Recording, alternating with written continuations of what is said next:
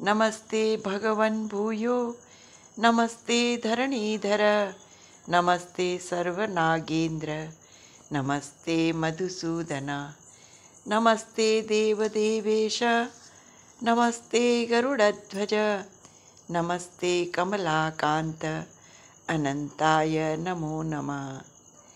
अनन्तकामाम्ने देहि सर्वकामवरप्रद अनन्ताय नमस्तुभ्यं पुत्रपौत्रादिवर्धन अनंत सर्वकामान्धिप सर्वकामदः अनंत कामदः श्रीमान अनन्तोदररूपक अनंत कामान में देहि पुत्रपौत्रादिविवर्धन अनंत संसार महासमुद्रे मग्नं समभ्युद्धर वासुदेव अनंत रूपे विनियोजयस्व अनंत सूत्राय नमो नमस्ते अनंत गुणरत्नाय विश्वरूपधराय च नमः सर्वहितार्थाय जगदाधार हेतवे नवाम्रपल्लवाभासं पिङ्गाभ्रश्मश्रुलोचनं पीताम्बरधरं शारं शङ्खचक्रगदाधरं प्रसन्नवदनं विष्णुं विश्वरूपं विचिन्तयेत्। श्री अनंतदेवाय नमः। तेजोराशे जगतपते। भगवान शरण गए की लाज। जो भगवान की शरण ग्रहण करते हैं उनकी लाज भगवान के हाथों में होती है। कौरवों की भरी सभा में द्रौपदी ने भगवान की शरण ग्रहण की। तत्काल समाधान मिल गया। वस्त्रों की अंबार लग गई। दुशासन की भुजा थक गई। साड़ी एक गज भी कम नहीं हुई। दुशासन की 10,000 हाथियों का बल चूर चूर हो गया। दुशासन घुटनों के बल गिर पड़ा। भगवान ने वस्त्रावतार ले लिया। शरणागति माने होता है आश्रय। हम जिसका आश्रय लेते हैं तो हमारा संपूर्ण भार उसी के ऊपर हो जाता है। भगवान की शरण छोड़कर हमें किसी और का आश्रय नहीं लेना चाहिए। भगवान के अतिरिक्त जितने भी आश्रय हैं वे सभी कमजोर आश्रय हैं। भगवान ही हमारा सबसे अपना आश्रय है। भगवान श्री कृष्ण को छोड़कर दूसरा आश्रय नहीं हो सकता। सबका आश्रय केवल भगवान है। ब्रह्मा जी का आश्रय भी वही है। शंकर जी का आश्रय भी वही है। इंद्र आदि देवताओं का आश्रय भी वही है। संस्कृत का एक ग्रंथ है पंचतंत्र। पंचतंत्र में आश्रय से संबंधित एक कथा आती है। एक राजा के राजकुमार अत्यधिक उद्दंडी थे। उनका मन पढ़ने लिखने में बिल्कुल भी नहीं लगता था। राजा अत्यधिक परेशान हो गया। तब राजा ने अपने राज्य में घोषणा करवा दी, जो भी विद्वान पुरुष मेरे इन मूर्ख उत्पाती उद्दंड बालकों को पंडित बना देगा, विद्वान बना देगा, उसको मुँह मांगी दक्षिणा प्रदान करेंगे। वो जो कुछ भी कहेगा उसे वह सब कुछ देंगे। बड़े बड़े पंडित आए किंतु सभी परास्त होकर चले गए। वे बालक किसी से भी वश में नहीं हो पाए। तब विष्णु शर्मा नामक एक पंडित आए। उन्होंने कहा, मैं इन बालकों को पढ़ाऊंगा। और विष्णु शर्मा ने उन बालकों के साथ मित्रता कर ली। उन बालकों को मैत्री पूर्वक पढ़ाने लगे। खेल खेल में उनको पशु पक्षियों की कथा सुनाते, पंछियों की, बकरी, कुत्ता, बिल्ली, जंगली जानवर, हिरण और शेर इत्यादि की कथाएं सुनाने लगे।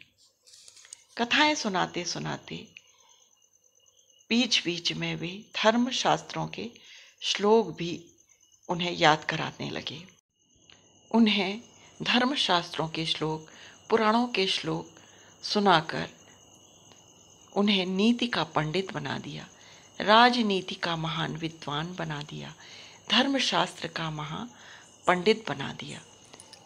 विष्णु शर्मा बालकों के शरणागत हो गए, तभी वे बालकों का मन जीत पाए। इसी प्रकार पंचतंत्र में एक कथा और आती है, एक बकरी की कथा। एक बकरी अपने झुंड से बिछुड़कर जंगल में भटक गई। चरवाहे के झुंड से बिछुड़ गई, उसे मार्ग भूल गया। वह घबरा गई, थक हार कर वह एक पठारी क्षेत्र में मैदान में बैठ गई। वो जिस जगह पर बैठी थी उस स्थान पर एक सिंह का पंजे का निशान था। वहाँ घास, पौधा, पत्ती कुछ भी नहीं थी। वह सिंह के पंजे के चिन्ह पर बैठ गई।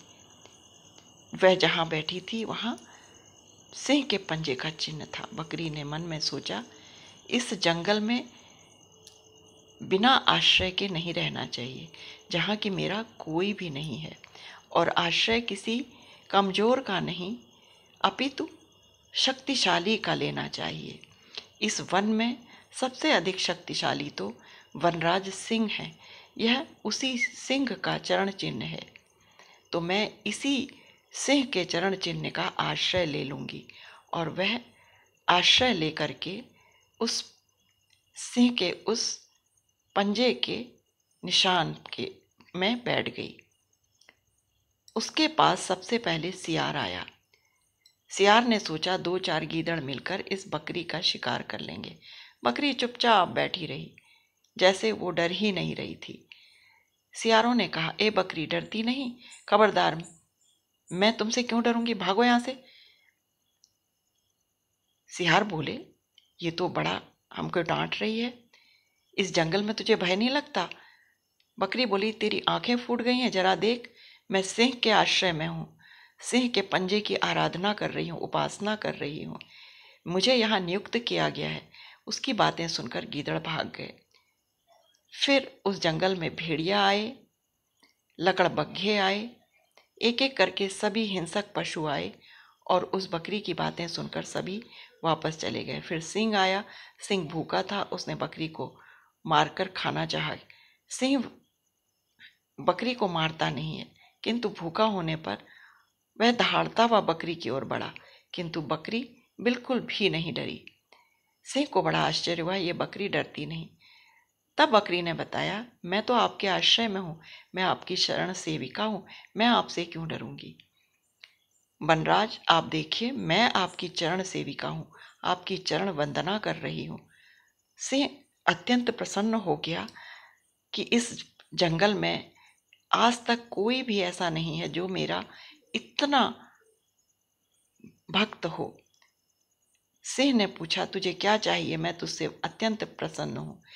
बकरी ने कहा, पहले तो मुझे पेट भर के खाने को चाहिए, यहाँ घास तो है नहीं, बड़े पेड़ हैं जिनकी नरम मुलायम पत्तियों तक मैं नहीं पहुँच पाती। और दूसरा, मुझे कुछ भी याद नहीं है, अपने गांव का नाम याद है और अपना गांव याद है।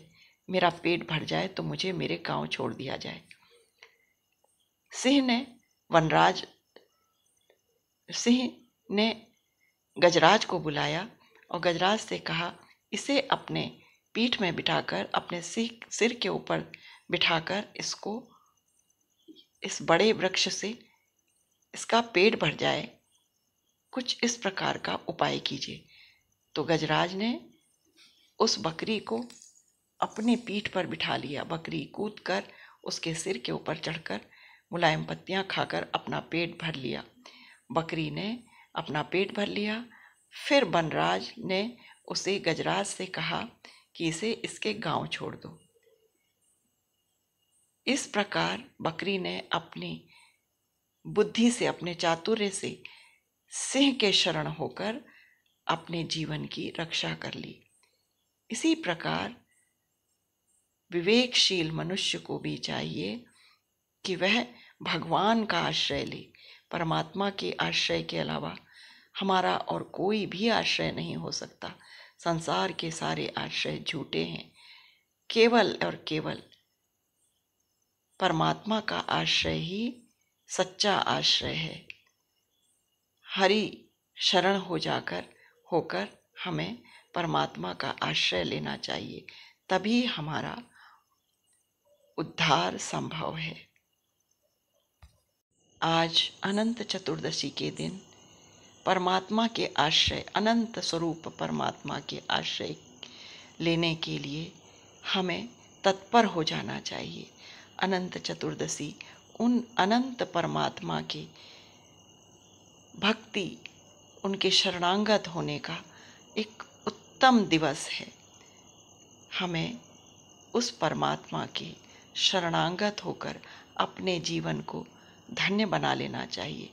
जिस प्रकार द्रौपदी ने अपना जीवन धन्य बनाया, जिस प्रकार माता कुंती ने अपना जीवन धन्य बनाया, जिस प्रकार पांडवों ने अपना जीवन धन्य बनाया, उसी प्रकार हमें भी उस अनंत स्वरूप परमात्मा की शरणागत होकर अपना जीवन सफल बनाकर मोक्ष की प्राप्ति का उपाय कर लेना चाहिए। ओम नमो भगवते वासुदेवाय। ओम अनंताय नमः। ओम अनंताय नमः। ओम अनंताय नमो नमः।